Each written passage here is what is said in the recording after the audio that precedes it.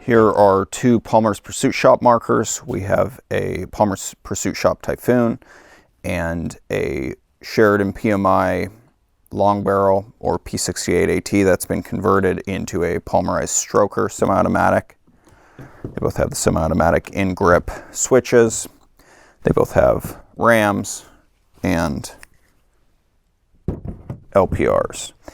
One thing that these markers both have that isn't typical to Palmer's Pursuit Shop markers, especially of the early 90s, these are both probably 91, 92, P53, P459. They both have the Sure Hit barrel porting, which was done by Damien Baker out of Petaluma. Damien played on the Team Outta Control, and he worked at Petaluma Paintball Supply. He and his father were working on porting for paintball marker barrels, and they ported autococker barrels and they ported brass barrels. These are both examples of the brass barrels they ported. Damien Barker posted in the Old School Paintball Guns group on January 8th, 2018. Back in the early 90s, with the help of my father, I started a barrel porting business called Sure Hit Barrels. I modified existing barrels with spiral porting. I did this mainly in the San Francisco Bay Area, but sold them all over the country. I worked for Petaluma Paintball Supply and played on Team Outta Control. I also drilled raw barrels for Glen Palmer. I sold the business to Glen Palmer in about 1994, if I recall correctly. One of the distinct features of my barrels was the actual spiral porting. I used a special step-type drill bit to allow the gas to expel more rapidly and help reduce sound signature. On this Typhoon, the porting was done post-nickel plating, so we can see that the actual porting holes are raw. On the stroker, the porting was done prior to the actual plating process, so the actual porting holes are plated over. One thing that separates Baker's Sure Hit barrel porting from other manufacturers who were doing barrel porting during the 90s, early 90s, mid 90s, late 90s, is that his porting style is not a solid drilled through hole. His porting style is actually small concave holes.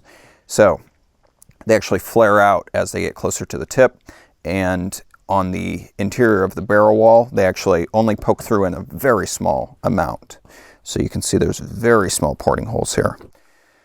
The porting stretches about 6 to 8 inches along the length of the barrel, and there's 2 porting lines on either one of these.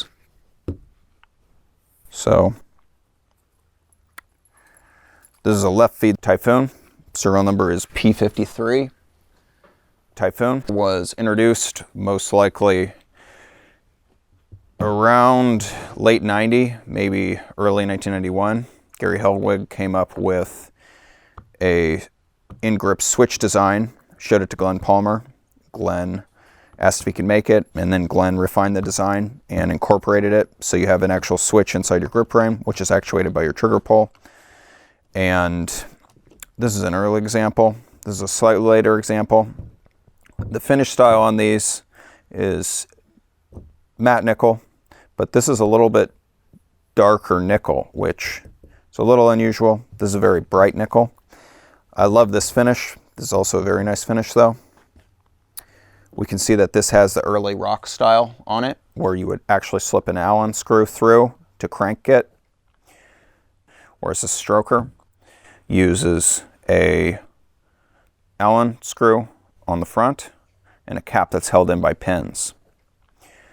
This Typhoon has a muzzle brake on the end, quick strip on the right hand side, stroker has a quick strip on the left hand side.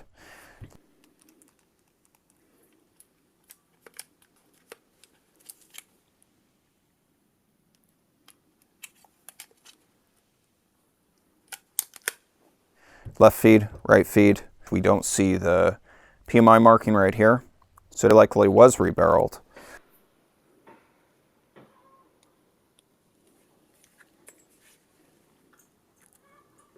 This is a scratch-built lower tube, scratch barrel, and this has a airline going from the side into the rock, and then output into the switch. This has an internal line going internally to the rock. Flip it over on the stroker. We can see Tasso battle grips, Tasso battle grips. This Typhoon originally had the Palmer stock with the undermounted tank, and it had a Delrin foregrip. I have the Delrin foregrip and I have the stock somewhere, but for storage I have them taken off. There's both great examples of not only sure hit barrels, some of the only examples of sure hit barrels that I've seen, but also great examples of early Palmer's markers. I don't believe this was ever updated, but I think I did change this fitting, unfortunately. Might have also changed the lines. This one could have actually been updated. The lower tube could have actually been cut off a little bit, and it could have been changed from an early rock to a slightly later rock that uses the Allen adjustment cap.